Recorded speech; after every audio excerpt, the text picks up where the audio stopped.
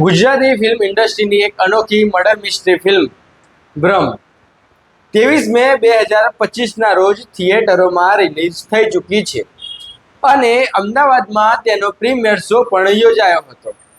આજે અમે આ ફિલ્મનું રિવ્યૂ અને પ્રીમિયર શોની ખાસ પળો તમારી સાથે શેર કરીશું. નમસ્કાર, હું છું ક્રિજેશ પરમાર.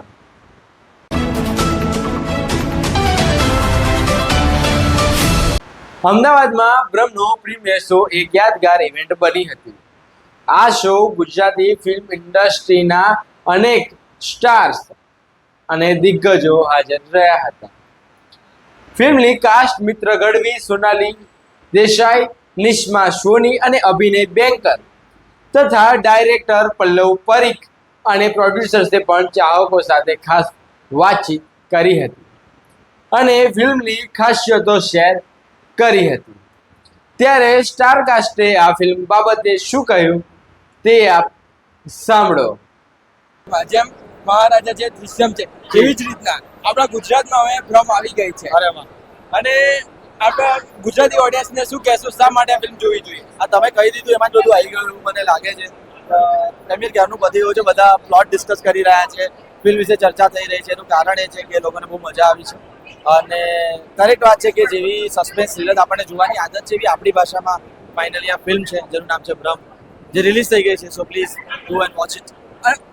આમાં શૂટિંગમાં સૌથી ચેલેન્જિંગ શૂટિંગ સીન કયો હતો? એક એવું અઘરું છે જે લોકો ફિલ્મ નથી જોઈ એની માટે, પણ જેમને જોઈ છે એમને ખ્યાલ છે કે ઇન્ટરવલ પછીના જે પોલીસ ઇન્વેસ્ટિગેશનના સીન્સ છે, ઇન્ટરોગેશન, એ બહુ જ ડિફિકલ્ટ હોય. માંગીશ કે ગુજરાતી આપણી માતૃભાષામાં એક dementia murder mystery full of suspense થ્રિલથી ભરેલી ફિલ્મ રિલીઝ થઈ છે આજે, ભ્રમ. પ્લીઝ તમારા નજીકના સિનેમાઘરોમાં ફિલ્મ જોવા જજો અને તમને ગમે તો તમારા ફેમિલીને, તમારા ફ્રેન્ડ્સને, સોશિયલ મીડિયા પર બધાને કહેજો અને બધા સાથે આ ફિલ્મ એન્જોય કરજો. કેરેક્ટર બહુ ચેલેન્જિંગ હતું, તો તમને સૌથી ચેલેન્જિંગ સીન કયો લાગ્યો કે જે કરવા માટે બહુ ટફ પડ્યું હોય? હું એવું કહીશ, ઓવરઓલ ચેલેન્જિંગ હતી કોમ્પ્લેક્સિટી કેરેક્ટરની. કેરેક્ટર આમ જોવા જઈએ તો સરળ નથી, એટલે જે લેયર્સ હતી કેરેક્ટરની એ થોડી ચેલેન્જિંગ હતી. સીન્સ તો બધા જ કરવામાં બહુ મજા આવી, પણ મને અત્યારે કંઈ રિવીલ નથી કરવું સીન્સ વિશે. આઈ વોન્ટ કે ઓડિયન્સ જોવા જાય અને તમે નક્કી કરો કે તમને કયું લાગ્યું સૌથી વધારે ચેલેન્જિંગ સીન. અને જે ફિલ્મમાં છે મર્ડર મિસ્ટ્રી જે ફિલ્મમાં છે, પરંતુ કે કોમેડી ઇન્સિડન્ટ થયો હોય શૂટ પર તેવું? હા, બહુ જ બધા. કેમ કે અમારી સાથે જે કોએક્ટર્સ છે બધા એટલા ફની છે, બધા સાથે કામ કરવાની એટલી મજા આવે છે. કોઈ એક ઇન્સિડન્ટ તો અત્યારે મને યાદ નથી આવી રહ્યો, પણ બહુ જ બધા ઇન્સિડન્ટ્સ હતા જ્યાં અમે ફિલ્મ ગંભીર બનાવી છે પણ માહોલ બિલકુલ ગંભીર નહોતો. સેટ પર બધા મજાથી શૂટ કરતા હતા અને બહુ જ મજા આવતી. ગુજરાતી ઓડિયન્સને બીજું તો કંઈ મારે કહેવું નથી, કારણ કે ગુજરાતી ઓડિયન્સ ઓલરેડી એટલી બધી રિસેપ્ટર છે, એટલું સમજદાર છે, નવા પ્રયોગોને બહુ દિલથી આવકારી લે છે, સ્વીકારી લે છે. એટલે એમને મારે કંઈ કહેવાનું થતું નથી. બસ ખાલી એક જ છે કે એક મેણું છે ને, હંમેશા ગુજરાતી ફિલ્મો માટે હંમેશા એવું કહેવાતું આવ્યું છે કે ભાઈ કોમેડી જ અહીંયા ચાલે. પણ મને લાગે છે કે આ ઓડિયન્સે આજે પ્રીમિયરમાં જે રીતે રિસ્પોન્સ આપ્યો છે, અથવા તો જે રીતે આજના દિવસોમાં જે લોકો જોઈને આવે છે એમણે જે રિવ્યૂ આપ્યા છે, સો એ બહુ ક્લિયરલી એવું દર્શાવે છે કે ઓડિયન્સને કંઈક ઇન્ટરેસ્ટિંગ, એન્ટરટેનિંગ અને મેજિકલ કંઈક આપો તો એ ડેફિનેટલી સ્વીકાર કરી જ લે છે. અને આઈ એમ શ્યોર તમે એક વખત ભ્રમ જોવા જશો તો એ તમારા મગજમાંથી તરત નીકળશે નહીં, એ ખાતરી છે. તો ચોક્કસથી જોવા જાઓ અને just give it a try. આપણે થ્રિલર મૂવી બીજી બધી ભાષાઓમાં જોતા હોઈએ છીએ, તો આપણે પોતાની ગુજરાતી ભાષામાં કેમ નહીં? ઓવર ટુ યુ ગુજરાતી ઓડિયન્સને. આ એક મર્ડર મિસ્ટ્રી ફિલ્મ છે, પરંતુ તેમાં થોડી હળવી લાઇટ જે કોમેડી છે આપના દ્વારા રજૂ કરવામાં આવી છે ખૂબ સારી રીતે. તો શું શૂટિંગ દરમિયાન કોઈ ફની ઇન્સિડન્ટ રહ્યા છે આ બાબતે? એવા તો અઢળક છે, પણ અમારી એટલે એ તો લિસ્ટ કરવા જઈએ તો બહુ લાંબુ થાય. પણ ના, એટલે ઘણી બધી જગ્યાઓ છે કે જેમ કે પેલો પોપકોર્ન વાળો તમે સીન જોયો, તો એ સીન કરતી વખતે એક ટેકમાં એવું થયું હતું કે સોનાલી જ્યારે પેલું પોપકોર્નનો ડબ્બો ઉછાળે છે ત્યારે એમાંથી એક પોપકોર્ન છે એ મારા નાકમાં આવીને ફસાઈ ગયો. એટલે આટલો સીન તમે જોવો છો કે કેટલો ઇન્ટેન્સિટી વાળો સીન છે. એવામાં આવું જ્યારે હ્યુમર થઈ જાય તો ઘણી વખત બદલાઈ જતી હોય. ભ્રમ આ ફિલ્મ ખરેખર દર્શકોની અપેક્ષાઓ પર ખરી ઉતરી છે. ચાલો વાત કરીએ ફિલ્મના રિવ્યૂની. ભ્રમ એક એવી મર્ડર મિસ્ટ્રી ફિલ્મ છે જે શરૂઆતથી જ દર્શકોનું ધ્યાન ખેંચી લે છે. ફિલ્મની વાર્તા માયાના ઘરે થયેલા એક રહસ્યમય મર્ડરની આસપાસ ફરે છે. આ મર્ડર કોણે કર્યું? માયા, શ્રદ્ધા કે કેરટેકર મેહુલ? આ પ્રશ્નોના જવાબ શોધવા માટે ફિલ્મ પોલીસ ઇન્વેસ્ટિગેશનની સસ્પેન્સથી ભરપૂર સફર પર લઈ જાય છે. ફિલ્મની સ્ટોરી, સ્ક્રીન પ્લે અને ડાયલોગ્સ એટલા બધા ગ્રીપિંગ છે કે તમે એક પણ સેકન્ડ માટે નજર હટાવી શકતા નથી. ખાસ કરીને ઇન્ટરવલ બાદનો ભાગ તમને ચોંકાવી શકે છે.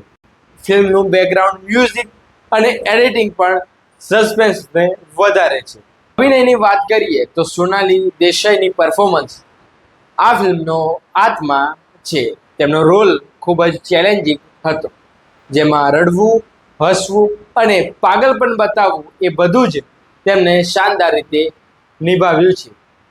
મિત્ર ગઢવી અને નિસ્મા સોનીની ક્લાઇમેક્સમાં એક્ટિંગ નેક્સ્ટ લેવલ છે. ખાસ કરીને મિત્ર ગઢવીનો એક સીન કે જ્યાં તેઓ કહે છે, રાકેશ સર, ડરાવવાનો ટ્રાય કરો છો. આ સીન દર્શકોના રૂવાડા ઊભા કરી દે છે. નિસ્મા સોનીનો શ્રદ્ધાનો રોલ પણ એટલો જ નેચરલ અને ઇમ્પેક્ટફુલ છે.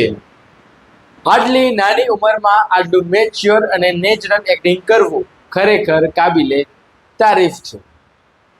અભિનય બેંકરે પોલીસ ઓફિસરના રોલમાં થોડી કોમેડી સાથે ગંભીરતા પણ જાળવી રાખી છે.